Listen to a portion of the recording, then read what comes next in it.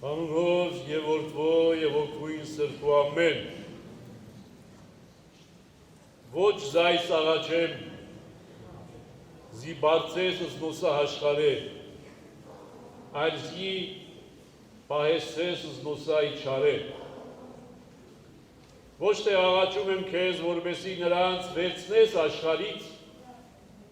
այլ աղաչում եմ, որ նրանց հեռու պահես չարից։ Սիրելի հավատացյալ եղբայրներ և քույրեր, Հովհաննես Ավետարանիչը իր ավետարանի մեջ ունի դրվագ,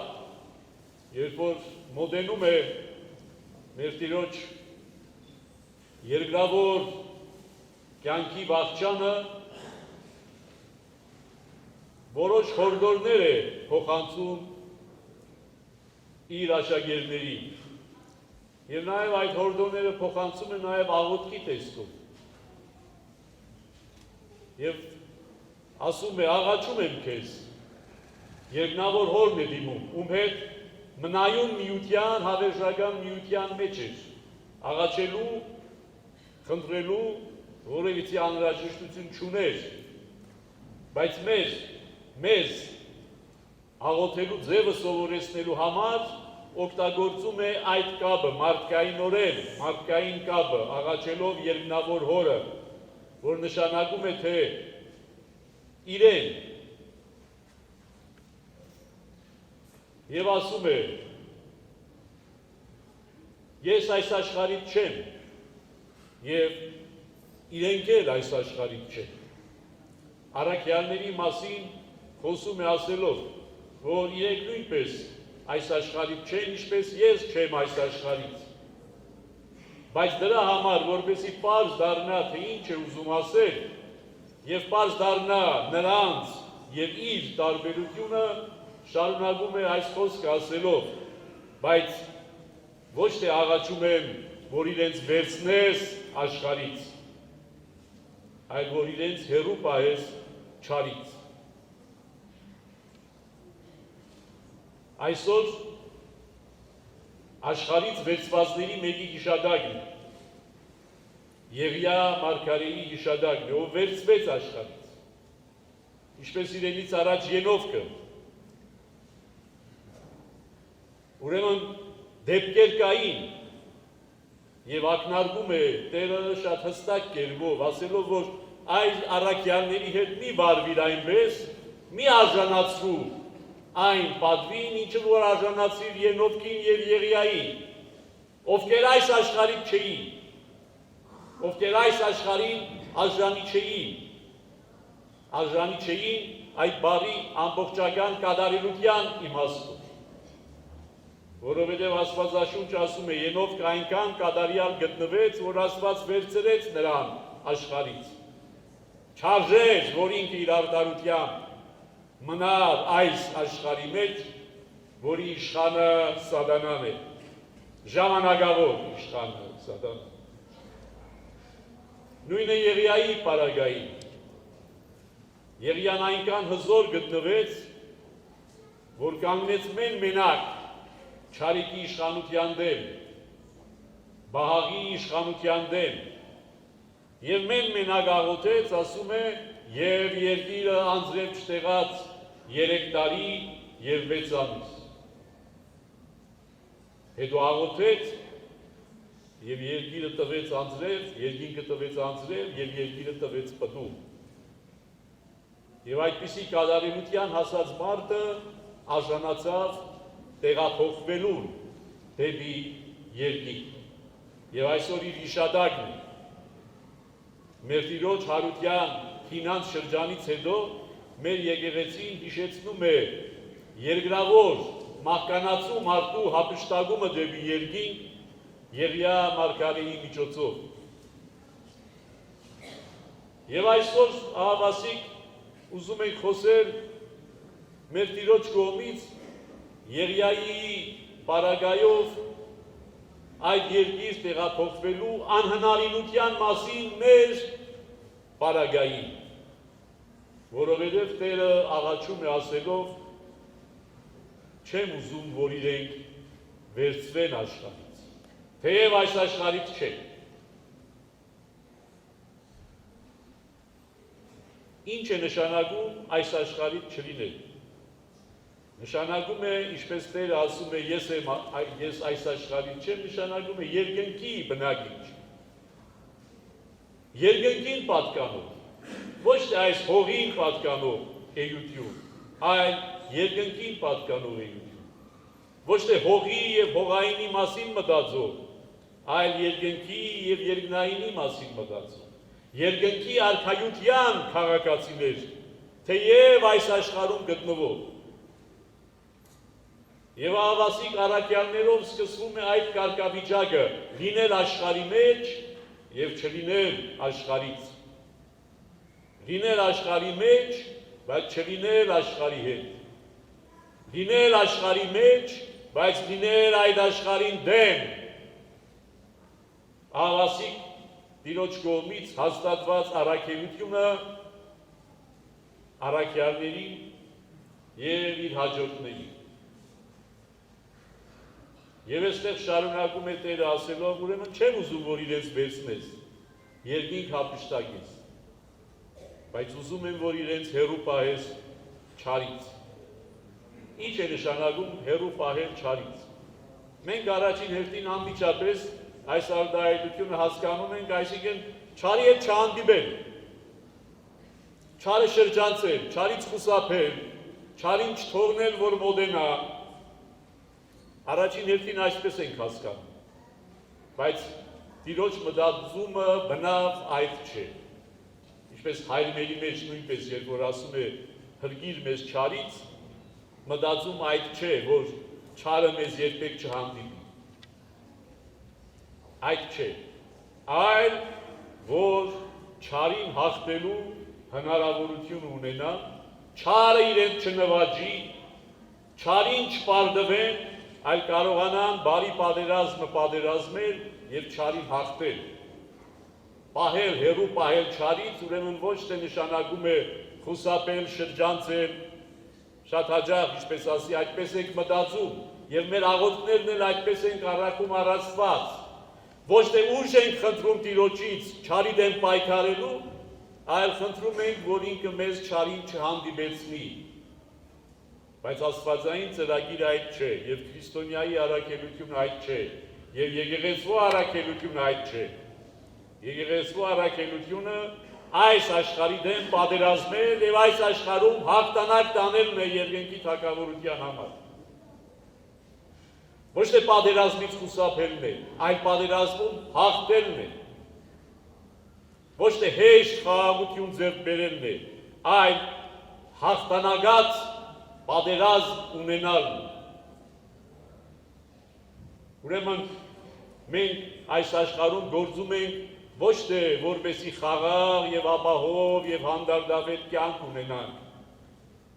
Եկեղեցական ենք դառնում ոչ թե նրա համար, որպեսզի հանգիստ ապահով կյանք ունենանք, այլ ասում ենք, ինչպես Մարգարեն է ասում, ահավասիկ ես, ուղարկիր ինձ, առաջին գիծ, չարի դեմ պայքարի առաջին գիծ, եւ այնտեղ պատրաստ ենք կռվելու, խոցվելու, վիրավորվելու, երբեմն ճակատամարտեր տանուլ տալու, բայց պատերազմ երբեք։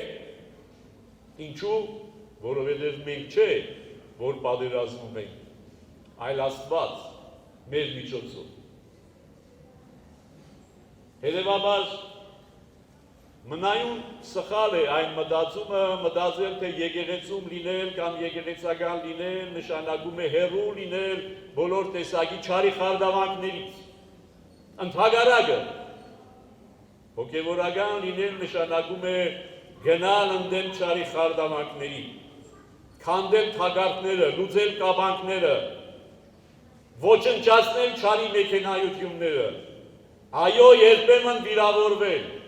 երբեմն արյուն լվա լինել, երբեմն արնակամ լինել, երբեմն խոցված լինել, երբեմն արհամարված լինել, ապահով տեղից իրենց դիտողներին։ Ինչպես երբեմն կարող ենք պատերազմից եկած վիրավոր զինվորին արհամարել, որ կորցրել է ձեռքը կամ ոտքը, աչքը վնասել է իր մարմինը, կարող ենք արհամարել, բայց հաղթանակած զինվոր է նա, եւ երևաբար իրեն արհամարելով, մենք իրեն ոչ թե արհամարած ենք լինում, այլ մեզ ենք նվաստացրած եւ ոչնչացրած ենք։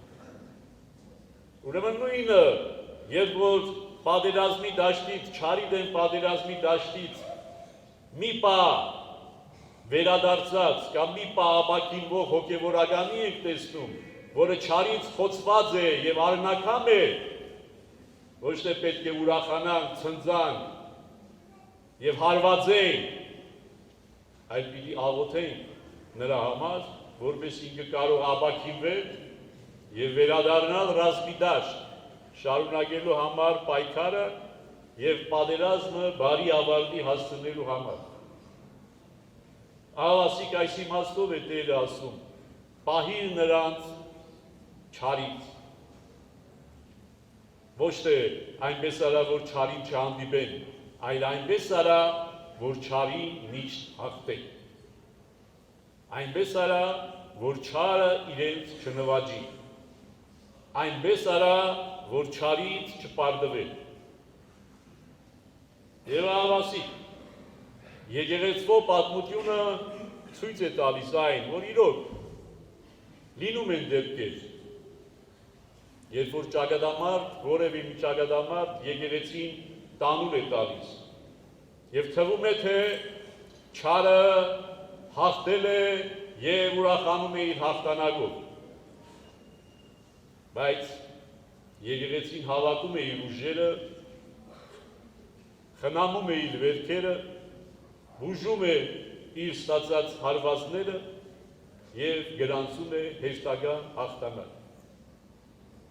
Եվ երանի նրան, ով այդ հաղթանակից մաս եւ բաժին ունեն։ Եղիա մարգարին դարձյալ վերադառնա, որ մենակ կանգնեց եւ մենակ հաղթեց։ Բայց ինչպես մեկ այլ տեղ Սուրբ գրքում կարդում ենք, Տերը ասում է, այնքան էլ մենակ չէի։ 7000 հոգի կար, որ թաքուն կերպով երբեք Բաղին չպաշտեց եւ թաքուն կերպով միշտ հետևեց ինձ։ Ուրեմն Եղիան մենակ էր հաճս աշխարհի, բայց 7000 հոգի աղոթում էր իր համար։ Եվ Եղիան մարգարեն հաղթեց նաեւ այդ 7000-ի 7000 արդարների, թաքնված արդարների աղոթներով։ Այսօր էլ մենք կարիք ունենք 7000 արդարների աղոթքի, որպեսզի կարողանանք մեզ տրված, մեզ բաժին հասած պատերազմը հաղթական ավարտին հասցնել եւ հասցնելու ենք։ Գուցե մեզանից ոմանք ընկնեն այդ պատերազմին, ընկնեն բարի բուն իմաստով, բայց եկեղեցին շարունակելու է իր հաղթական գործունեությունը դեպի անվախճան սահմանները մինչև Քրիստոսի երկրորդ գալուս։ Հետևաբար, դարձյալ եւ մեկ անգամ եւս կրկնելով նույն խոսքը, որ ասում է, եկեղեցվո հաղթանակին, որ նշանակում է, թե Աստծո հաղթանակին ոչ ոք կասկածելու կարիք չունի։ Բայց ամբողջ հարցը նրանում է, թե մենք մեզանից որևիցե մեկը մաս եւ բաժին կունենա այդ հաղթանակից, թե կընկճվի եւ կպարտվի եւ կնվաճվի չարի կողմից, ինչպես Տիրոջ աղոթքից հետո 12-ից մեկը նվաճվեց։ Տեսանք, որ Ավետարանում տեսնում ենք, որ Հիսուս չէ, որ այդ մաղթանքը, այդ աղոթքը հնչեցնում է, որովհետև տեսնում ենք, 12-ից մեկը չկարողացավ հեռու մնալ չարից, նվաճվեց չարից, պարտվեց չարից, որ նշանակում է, թե դարձյալ եւ վերստի մեր Տերը ցույց է տալիս, որ այո, իր առաքյալների եւ իր առաքյալների հաջորդների մեջ կլինեն պարտվողներ, կլինեն չարին հանձնվողներ, կլինեն չարից ընկճվածներ և նվաճվածներ, կլինեն, հուդաներ կլինեն, հուդաները անխուսափելի են, Տերը կարող էր ընտրել 12 կատարյալներին և կարող էր մատնիչը լինել 12-ից դուրս, մեկ ուրիշ, բայց Տերը հատուկ ընտրեց մատնիչի հատկություն ունեցող մեկին նույնպես, որպեսզի ցույց տա բոլորիս և այսօր 2000 տարի հետո ապրողներիս ցույց տա, որ հուդաներ միշտ լինելու են և միշտ կլինեն։ Եղել են մեզանից առաջ, կլինեն մեր օրոք, կլինեն մեզանից հետո։ Բայց եկեղեցին իբրև ամբողջություն, իբրև Աստծո մարմին երբեք պարտության չի արժանանա և երբեք չարից չի ճվի և չի նվաճի։ Որովհետև Տիրոջ աղոթքը ընդունելի է, հասանելի է, կիրառելի է և հաղթական է։ Եթե Տերը ասում է, ուզում եմ, որպեսզի չարից չնվաճվեն, ուրեմն այդպես եղել է, այդպես կլինի և ապագայի։ Եվ ահավասիկ այսօր Եղիա մարգարեի այս հիշատակի օրը, երբ որ մենք հավաքվել ենք հերթական անգամ մեր եկեղեցիներում Կիրակնօրյա պատարագի, հիշելով Եղիայի հաղթանակը չարի դեմ, պիտի հիշենք նաև բոլոր հաղթանակները եկեղեցվող իրեն բաժին տարբեր դարաշրջաններում բաժին ասած չարի արբանյակների դեմ։ Եվ այսօր էլ պիտի մաղթենք, որ որտեղից էլ որ գա հարձակումը եկեղեցու վրա, եկեղեցին պատրաստ է և պատրաստ պիտի լինի հաղթանակելու և չարի կողմից չնվաճվելու։ Եվ Տիրոջ խոսքը ուզում եմ, որ չարից չնվաճվեն, պիտի ևս մեկ անգամ իրականություն դառնա նաև մեր աչքի առաջ, մեր կողմից, մեր ջանքերով, մեր մասնակցությամբ, Տիրոջ փառքի համար և Տիրոջ խոսքի այդ հավիտենական հաստատման համար, որ եկեղեցին և եկեղեցու ծառաները այս աշխարհից չեն, որքան էլ որ այս աշխարհի մեջ են, այս աշխարհի բոլոր իրականությունների հետ շփման մեջ են, բայց այս աշխարհի մեջ չեն։ Ուղղակի այս աշխարհի մեջ են չարի դեմ պայքարելու, չարին հաղթելու և երկնքի արքայության ժառանգորդների թիվը մեծացնելու համար։ Ուրիշ առաքելություն չունենք մենք այս կյանքում, եթե ոչ երկնքի արքայության ժառանգորդների թիվը մեծացնել, հրգել մարդկանց չարի ներգործությունից և առաջնորդել դեպի երկնքի արքայություն։ Եվ այդ ճանապարհի վրա, թե մեզ չկսպասի խաչելություն,